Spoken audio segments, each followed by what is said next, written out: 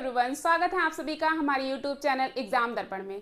जैसा कि आप सभी लोग जानते हैं कि मैंने पिछली वीडियोस में आपको पढ़ाया था समाजशास्त्र का उद्भव एवं विकास।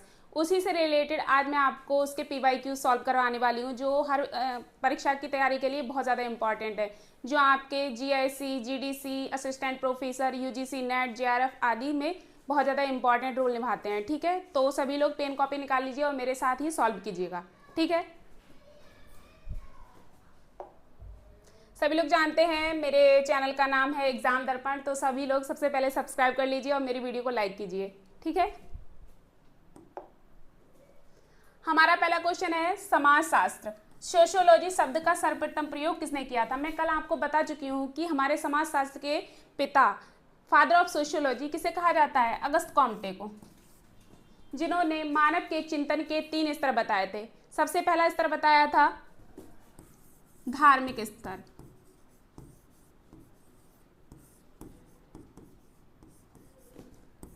दूसरा बताया था तात्विक स्तर,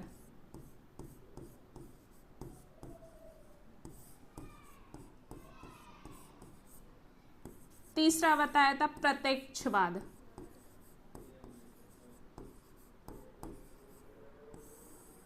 ठीक है, अगस्त कॉम्टे जी का जन्म सन 1798 ईस्वी में हुआ था और इनकी मृत्यु 1857 में हुई थी। जब भारत में 1857 की क्रांति चल रही थी, उस टाइम अगस्त कॉम्टे जी की मृत्यु हो चुकी थी। अगस्त कॉम्टे ने समाजशास्त्र शब्द सन 1838 में दिया था। अगस्त कॉम्टे फ्रांस के निवासी थे। फ्रांस जो कि यूरोप में आता है, यूरोप महाद्वीप में।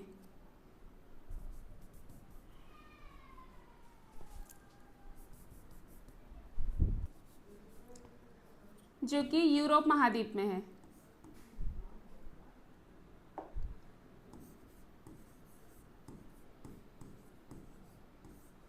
ठीक है, हम बढ़ते हैं नेक्स्ट क्वेश्चन पर। हमारा नेक्स्ट क्वेश्चन है समाजशास्त्र का जन्म या उद्भव मुख्य रूप से किस महाद्वीप में हुआ था? अभी जस्ट पहले ही, इस क्वेश्चन से पहले ही मैं बता चुकी हूँ आप लोगों को, जो हमारा समाजशास्त्र है उसका जन्म यूरोप महाद्वीप में हुआ था। ठीक है, यूरोप महाद्वीप में 2 क्रांतियां हुई थी। पहली है फ्रांस की क्रांति,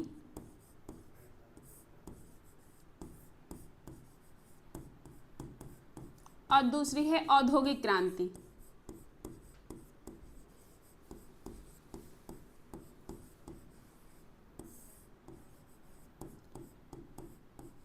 फ्रांस की क्रांति हुई थी 1789 ईस्वी में, वहीं औद्योगिक क्रांति 1760 ईस्वी में हुई थी। इससे पहले एक और क्रांति हुई थी जिसका नाम है वैज्ञानिक क्रांति।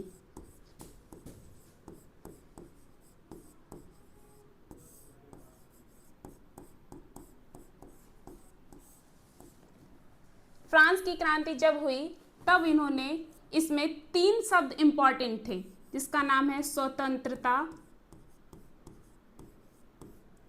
समानता और लास्ट है बंधुत्व। हमारे संविधान की प्रस्तावना में इन तीनों शब्दों को यूज किया गया है, स्वतंत्रता, समानता और बंधुत्व, ये यहीं से लिए गए हैं। ठीक है, और औद्योगिक क्रांति जब हुई थी तब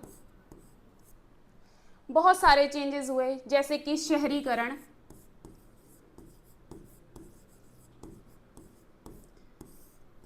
पूंजीवाद का विकास हुआ।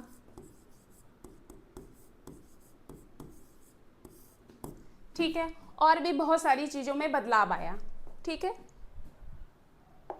बढ़ते हैं नेक्स्ट क्वेश्चन पे। नेक्स्ट क्वेश्चन हमारा है समाजशास्त्र को प्रारंभ में अगस्त कॉम्टे ने क्या नाम दिया था?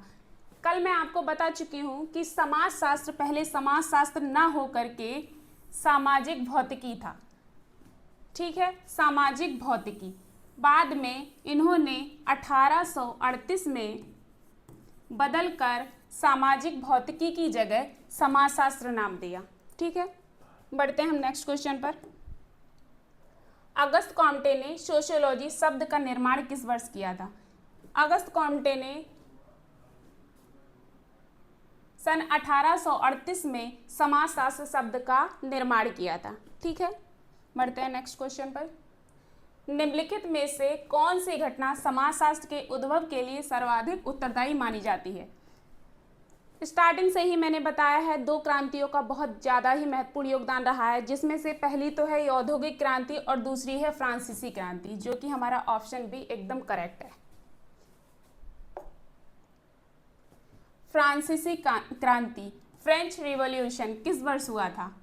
अभी मैंने जस्ट बताया है कि फ्रांस की क्रांति सन 1789 ईस्वी में और औद्योगिक क्रांति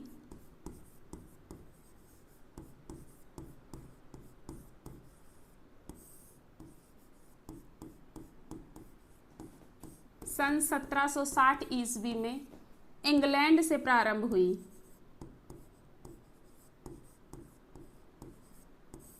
ठीक है, इन दोनों ही फ्रांस की क्रांति और औद्योगिक क्रांति के काल को कहा जाता है प्रबोधन काल।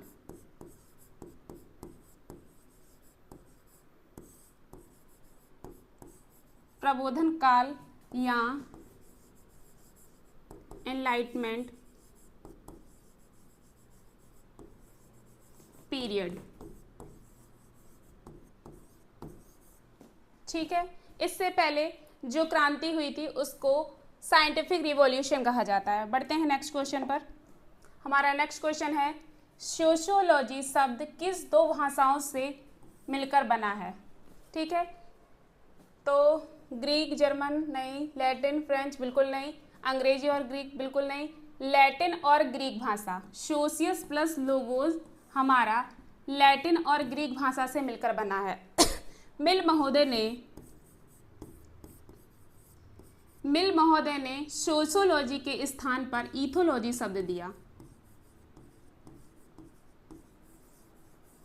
और इथोलॉजी को कहा दो संस्कृतियों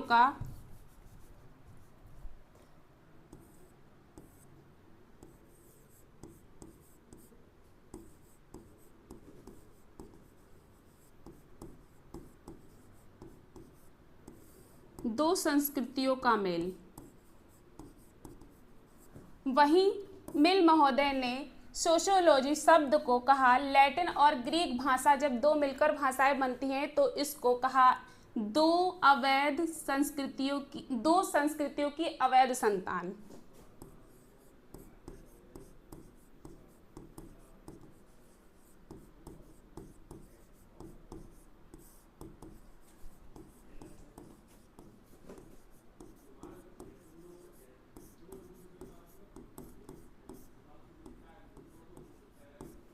मिल महोदय ने लैटिन और ग्रीक भाषा से बने सोशियोलॉजी शब्द को दो संस्कृतियों की अवैध संतान कहा। बढ़ते हैं नेक्स्ट क्वेश्चन पे। अब आया, भारत में समाजशास्त्र का औपचारिक अध्ययन सबसे पहले किस विश्वविद्यालय में शुरू हुआ था? कल मैं बताई थी कि भारत में सबसे पहले सन 1919 ईस्वी में बम्बई विश्वविद्यालय में समाजशास्त्र विषय को औपचारिक रूप से स्टार्ट किया गया था। सबसे पहले इसके एचओडी की बात करें तो पैट्रिक गिडिंग्स थे।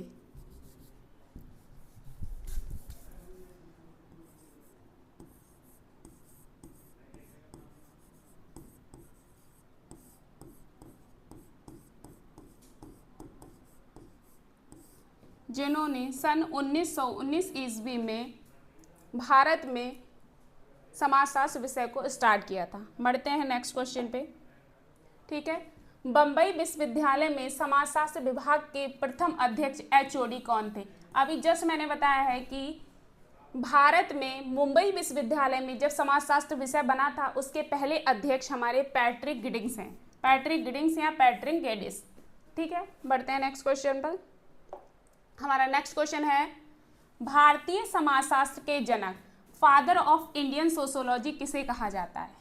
ठीक है, अगर कोई पूछे कि भारतीय समाजशास्त्र के जनक तो हमें उसका आंसर देना होगा जीएस घुरिये। लेकिन अगर कहा जाए कि भारत में समाजशास्त्र के जनक, तब उनका नाम आएगा पैट्रिक गिडिंग।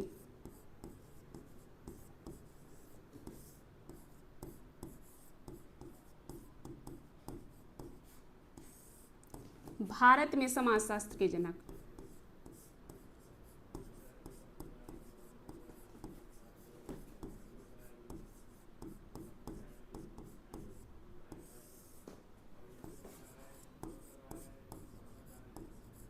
है, इसको जरूर याद रखिएगा क्योंकि एग्जाम में बहुत ज़्यादा ये क्वेश्चन पूछा जाता है कि भारत में और भारतीय।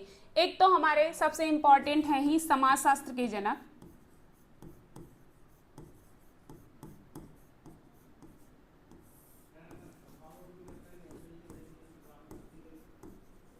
जिन्हें अगस्त कॉम्टे कहा जाता है,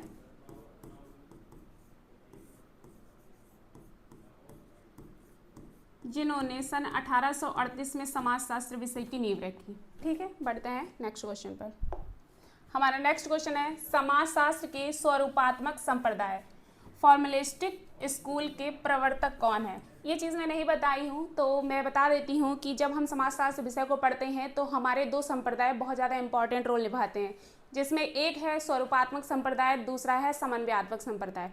जो स्वरूपात्मक संप्रदाय है ये कहता है कि समाजशास्त्र को एक विशिष्ट विज्ञान होना चाहिए जिसमें सिर्फ स्पेसिफिक चीज़ों का अध्ययन करना चाहिए।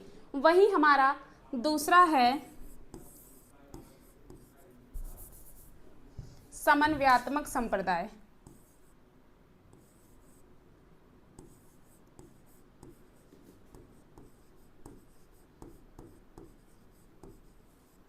समन्वयात्मक संप्रदाय जो कहता है कि समाजशास्त्र में सभी चीज़ों का अध्ययन करना चाहिए, समाजशास्त्र कोई एक विशिष्ट विज्ञान ना होकर एक सामान्य विज्ञान है। ठीक है, जिसमें स्वरूपात्मक संप्रदाय के अगर जनक की बात कही जाए तो जॉर्ज सिमेल है। एक ट्रिक है स्वरूपात्मक संप्रदाय के विचारकों को याद करने की, उसको बता देती हूँ मैं। याद करना है शिवा, बेटा, पारोवी। ठीक है, क्योंकि बहुत सारे विचारक, बहुत सारे समाजशास्त्री ऐसे हैं जो स्वरूपात्मक संप्रदाय से रिलेट करते हैं और बहुत सारे ऐसे हैं जो समन्वयात्मक संप्रदाय से रिलेट करते हैं। तो हम इस ट्रिक के माध्यम से याद रख सकते हैं कि कौन स्वरूपात्मक संप्रदाय से रिलेट है और कौन समन्वयात्मक संप्रदाय से रिलेट है।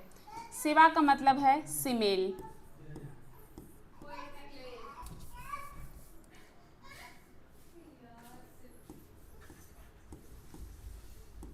सिमेल। सिमेल का पूरा नाम है जॉर्ज सिमेल। दूसरा आता है बान बीज। अगला है बेबर। टा से है टानीज, टानीज या टोनीज। पा से है पार्क एंड वर्गेस।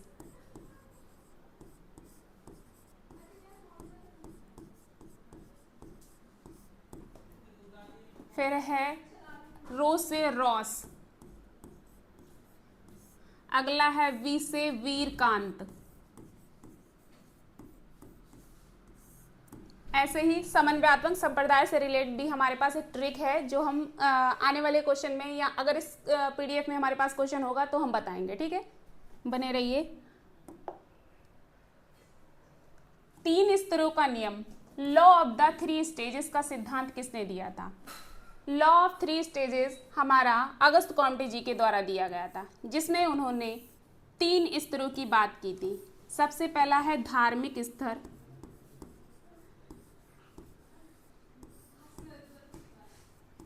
दूसरा है तात्विक स्तर,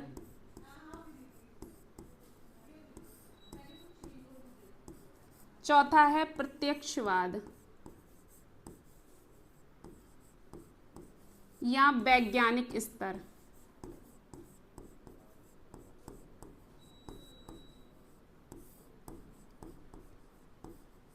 ठीक है, बढ़ते हैं नेक्स्ट क्वेश्चन पे।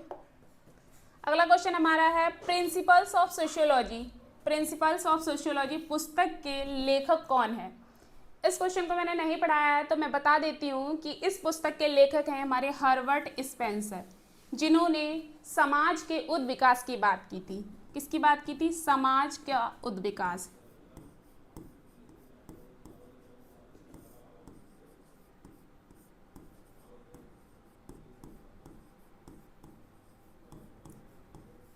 ये अवधारणा इन्होंने डार्विन से ली थी, जिन्होंने मानव के उद विकास की बात की थी। वहीं से हर्बर्ट स्पेंसर हमारे प्राणी विज्ञान से रिलेट हैं, इसीलिए उन्होंने डार्विन से प्रेरणा लेकर समाज के उद विकास की बात की है। हम आगे की क्लासों में आपको Herbert Spencer, Durkheim, email Durkheim है, कार्ल मार्क्स हैं, बेबर हैं, इन सभी इंपॉर्टेंट समाजशास्त्रियों के बारे में डिटेल से बताएंगे। ठीक है, बढ़ते हैं नेक्स्ट क्वेश्चन पे। अगला क्वेश्चन हमारा है, समाजशास्त्र को वैज्ञानिक अध्ययन का दर्जा दिलाने में किस विचारक का सर्वाधिक योगदान रहा है। ठीक है, आगे की आने वाली क्लासेस में ये सारी चीज़ें मैं बहुत अच्छे से बताऊंगी, तो अभी मैं ऐसे ही बता देती हूँ। इमाइल दुर्खीम, इमाइल दुर्खीम को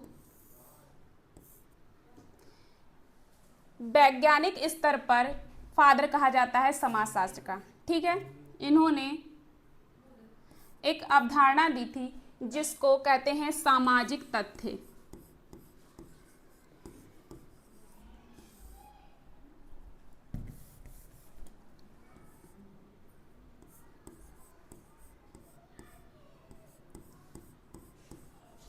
सामाजिक तथ्य, सोशल फैक्ट।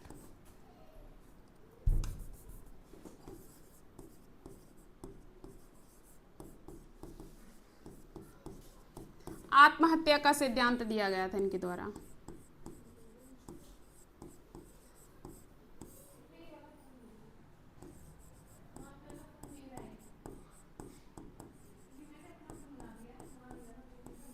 ठीक है, इमाइल दुर्खीम ने समाज और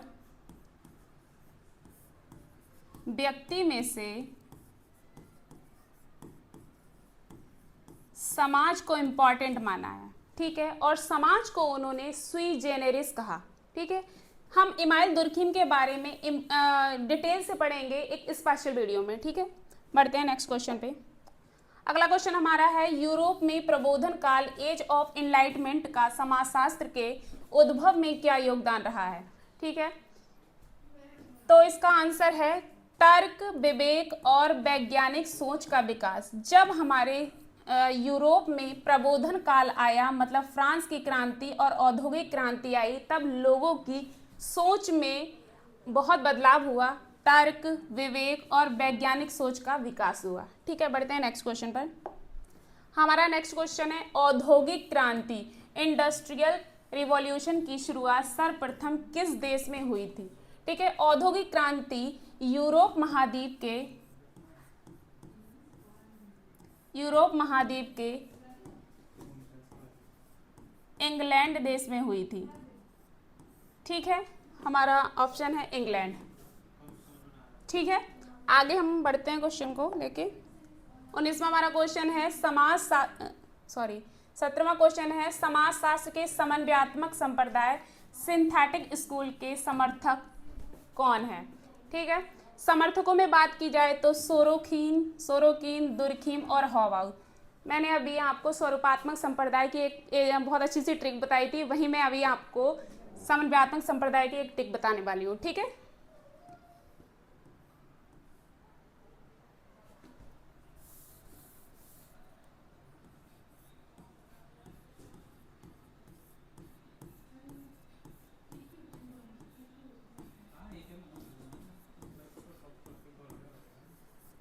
सोहागिन मोवादू। ठीक है, सो से मतलब आ जाएगा हमारा सोरोकिन,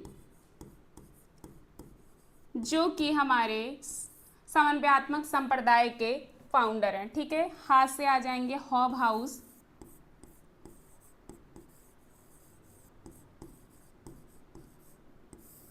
अगले हैं गी से गिलिन एवं गिलिन,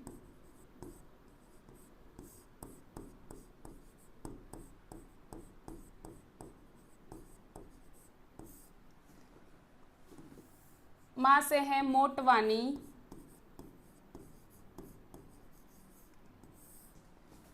वा से है वर्गेस,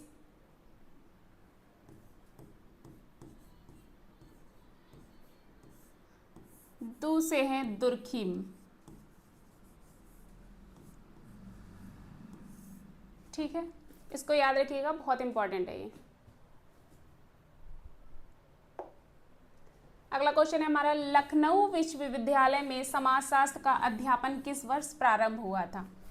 जब मुंबई विश्वविद्यालय के बाद की बात की जाए तो लखनऊ विश्वविद्यालय में समाजशास्त्र विषय पढ़ाना स्टार्ट हुआ था। ठीक है, सन 1921 ईस्वी में राधा कमल मुखर्जी के द्वारा लखनऊ विश्वविद्यालय में समाजशास्त्र विषय पढ़ाना प्रारंभ किया गया था।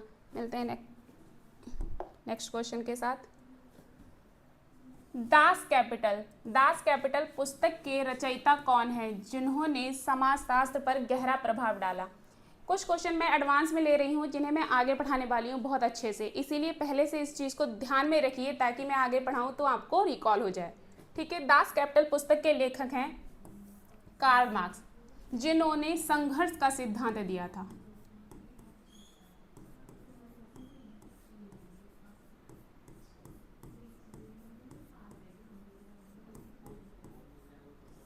कॉन्फ्लिक्ट थ्योरी दी थी। ठीक है, कॉन्फ्लिक्ट थ्योरी से काफ़ी लोग रिलेट हैं, जिनमें से कुछ का नाम है डेहरेनडार्फ,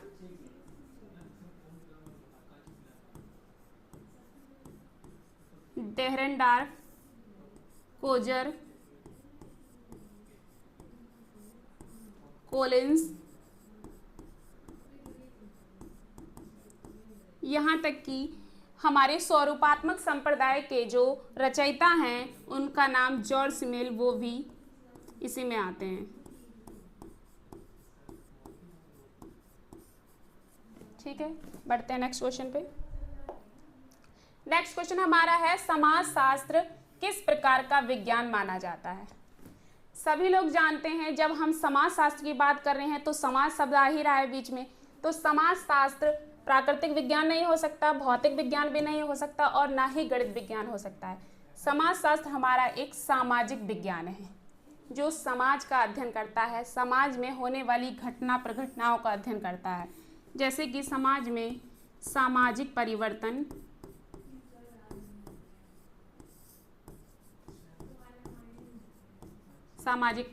का अध्ययन करता है, सामाजिक क्रियाओं का अध्ययन करता है,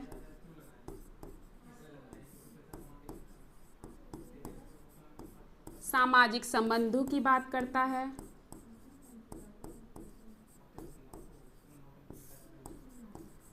सामाजिक संबंध की बात करता है। संबंध में जैसे बहुत सारे परिवार है, विवाह है, नातेदारी है, समाज में रहते हुए जाति की बात की जाती है, वर्ग की बात की जाती है, वर्ग संघर्ष की बात की जाती है। ठीक है, जनसंख्या की बात की जाती है, अर्थ की बात की जाती है। ठीक है, सामाजिक स्तरीकरण की बात की जाती है।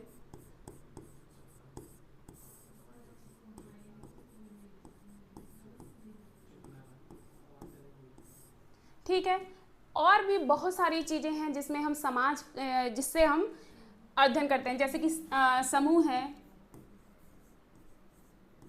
संस्था है, संगठन है, समुदाय है, और भी बहुत सारी चीज़ों के बारे में आपको डिटेल से बताऊंगी।